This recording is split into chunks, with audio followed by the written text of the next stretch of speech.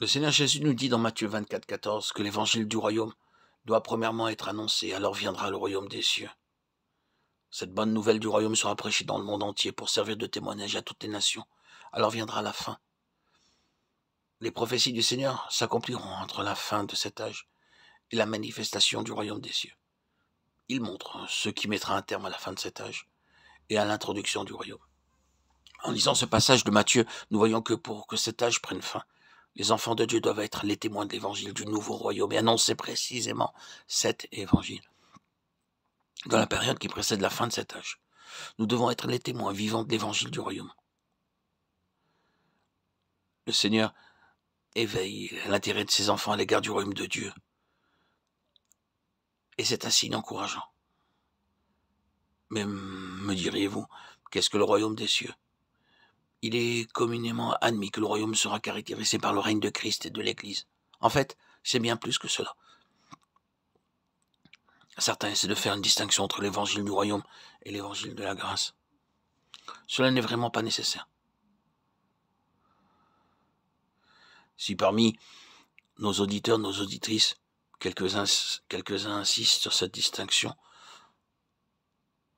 je pourrais alors leur dire que l'évangile de la grâce traite particulièrement de la bénédiction, alors que l'évangile du royaume est dirigé spécialement contre l'oppression démoniaque de l'œuvre satanique. De nos jours, il existe de nombreux concepts à l'égard du royaume, mais écoutons ce que le Seigneur Jésus déclare. Mais si c'est par l'Esprit de Dieu que je chasse les démons, le royaume de Dieu est donc venu vers vous. Matthieu 12, 28. Sans nul doute, le royaume signifie beaucoup de choses. Mais ce que le Seigneur dit dans ce passage de l'Écriture revêt la plus grande et la plus importante de toutes les autres significations. Le royaume s'oppose directement au Hadès. Le Seigneur Jésus déclare que le royaume, c'est chasser les démons. C'est-à-dire que par la puissance de l'Esprit de Dieu, les démons sont dépossédés et rejetés. C'est une explication très précise du royaume. Il y a une lacune fondamentale aujourd'hui dans les commentaires bibliques. C'est que la plupart des auteurs oublient de parler du Hadès. L'Église, dans sa position, son œuvre et sa prédication, a généralement oublié son ennemi, Satan. Ne savons-nous pas que Dieu a choisi l'Église pour résister à Satan, afin d'introduire son royaume? La première fois que le Nouveau Testament mentionne l'Église, il mentionne aussi le Hadès, Matthieu 16, 18. Nous savons tous que la dispensation du royaume s'étendra sur une période de 1000 ans.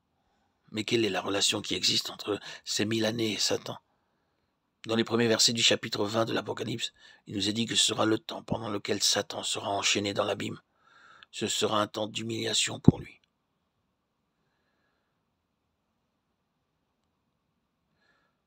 Ne savez-vous pas que vous jugerez les anges? 1 Corinthiens 6, 3.